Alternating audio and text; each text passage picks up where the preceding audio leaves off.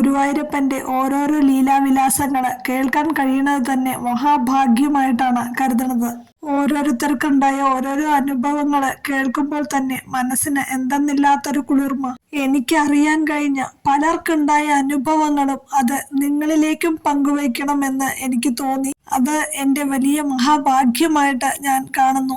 ഗുരുവായൂരപ്പനെ കാണാനായിട്ട് ഗുരുവായൂരമ്പലത്തിൽ പോയ ഒരു ചേട്ടനുണ്ടായ ഒരു അനുഭവം പറയാം. അന്ന് ഗുരുവായൂരമ്പലത്ത് നല്ല തിരക്കായിരുന്നു. അവിടുത്തെ കൗസ്തുഭം വരെയായിരുന്നു അന്നത്തെ ക്യൂ ഉണ്ടായിരുന്നത്. അപ്പോ ആ ക്യൂവിനിടയില് ഒരു മുത്തശ്ശിയും ഒരു കുട്ടിയും അവിടെ നിൽപ്പുണ്ടായിരുന്നു. അപ്പോ ഈ കുട്ടി അവിടെ നിന്ന് ഈ ചേട്ടന്റെ അടുത്തേക്ക് വന്നിട്ട് ആ കുട്ടി ചോദിക്കുകയാണ്, ചേട്ടാ, ഞാനും എന്റെ മുത്തശ്ശിയും ഇവിടെ ഒന്ന് നിന്നോട്ടെ ചേട്ടാ, ഈ ക്യൂവില് ചേട്ടന്റെ അടുത്ത് ഇവിടെ ഒന്ന് നിന്നോട്ടെ എന്ന് ആ കുട്ടി ചോദിക്കുകയാണ്.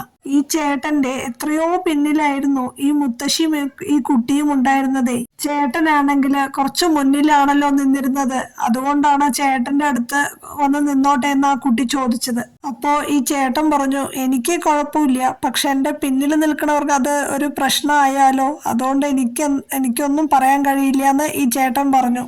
ഇത് കേട്ടപ്പോ ആ കുട്ടി ഒന്നും പറയാതെ തിരിഞ്ഞു നടന്ന ആ മുത്തശ്ശിയുടെ അടുത്ത് പോയി നിന്നു. ഈ ചേട്ടന്റെ എത്രയോ പിന്നിലായിരുന്നു ആ കുട്ടിയും മുത്തശ്ശിയും ഉണ്ടായിരുന്നത്. അങ്ങനെ ഈ വരി മെല്ലെ മെല്ലെ നീങ്ങാൻ തുടങ്ങി.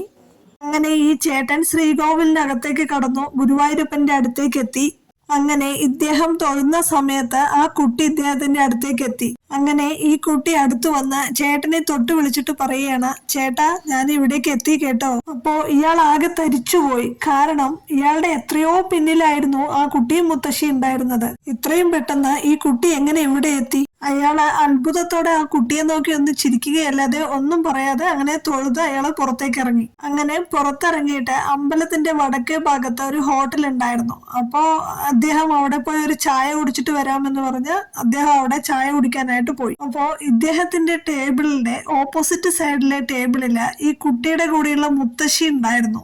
അപ്പൊ ഈ ചേട്ടൻ ചായ കുടിച്ചു കഴിഞ്ഞ ശേഷം ഈ മുത്തശ്ശിയുടെ അടുത്ത് പോയിട്ട് ചോദിക്കുകയാണ്, അമ്മൂമ്മയുടെ കൂടെ ഉണ്ടായിരുന്ന ആ കുട്ടി എവിടെ?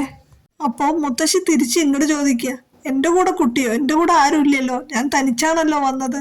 ഇത് കേട്ടതും ആ ചേട്ടന്റെ ഒരു അവസ്ഥ ഞാൻ പറയാതെ തന്നെ നിങ്ങൾ എല്ലാവർക്കും ഊഹിക്കാമല്ലോ. ആ ചേട്ടൻ അന്തം വിട്ട് നിന്നുപോയി എന്ന് വേണം പറയാൻ. ഈ ചേട്ടൻ നോക്കുമ്പോഴെല്ലാം ആ കുട്ടി ഈ മുത്തശ്ശിയുടെ ഒപ്പമായിരുന്നു.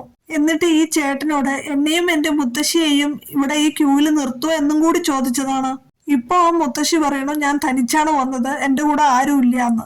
അപ്പോ ആ മുത്തശ്ശി ആ കുട്ടിയെ കണ്ടിട്ട് തന്നെ ഇല്ല. ചേട്ടന് കാര്യം മനസ്സിലായി. സാക്ഷാൽ ഗുരുവായൂരപ്പനാണ് ആ മുത്തശ്ശിയുടെ സഹായത്തിനായിട്ട് തന്റെ അടുത്ത് വന്ന് ചോദിച്ചത്. തന്റെ ഭഗവാൻ ഗുരുവായൂരപ്പനാണ്. ഇനിയൊരു ഭക്തയ്ക്കുണ്ടായ അനുഭവം പറയാം. എന്റെ കല്യാണം കഴിഞ്ഞ് 3 വർഷമായി. പഠിക്കുന്നത് കൊണ്ട് കുട്ടികളെ പറ്റി ചിന്തിച്ചില്ല. എന്നാലും മനസ്സിലൊരു പേടി ഉണ്ടായിരുന്നു. ലേറ്റ് ആക്കിയാൽ പിന്നെ നമ്മൾ ആഗ്രഹിച്ച സമയത്ത് ഭഗവാൻ തരില്ല എന്ന് പലരും പറഞ്ഞിരുന്നു. അങ്ങനെ ഞാനും ഏട്ടനും കൂടി ഗുരുവായൂർ പോയി. ക്ലാസ് കഴിഞ്ഞു. ഇനി കുട്ടികൾ വേണമെന്ന് തീരുമാനിച്ച് പ്രാർത്ഥിക്കാനാണ് ഗുരുവായൂർ പോയത്. അന്ന് തിരക്ക് കാരണം ഭഗവാനെ കാണാൻ കഴിഞ്ഞില്ല. എന്നാലും നമ്മളെ കാണാൻ എന്ന പോലെ ശീവേലി എഴുന്നള്ളി. അന്ന് 3 ആനയാണ് ഉണ്ടായിരുന്നത്.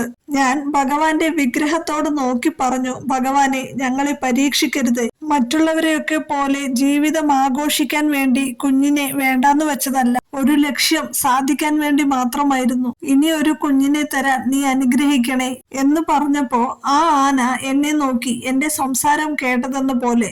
പിന്നെയും ഞാൻ പറഞ്ഞു, എന്നെ പരീക്ഷിക്കരുതേ, ഒരു കുഞ്ഞിനെ എനിക്ക് നീ വൈകാതെ തരില്ലേ? എന്റെ മനസ്സിന്റെ പേടി, ടെൻഷൻ മാറ്റിത്തരണേ എന്ന്. അപ്പോഴും ആ ആന എന്നെ നോക്കി. പിന്നെ എനിക്ക് എന്നെ നിയന്ത്രിക്കാൻ പറ്റാത്ത വിധം ഞാൻ പൊട്ടിക്കരഞ്ഞുപോയി. ഏട്ടൻ ചോദിച്ചപ്പോ കാര്യം പറഞ്ഞു.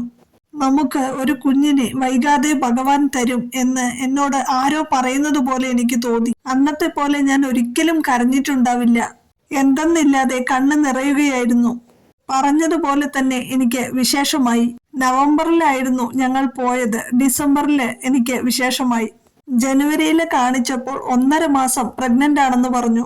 ഇപ്പോ ഓഗസ്റ്റില് എനിക്ക് ഒരു മോള് ജനിച്ചു.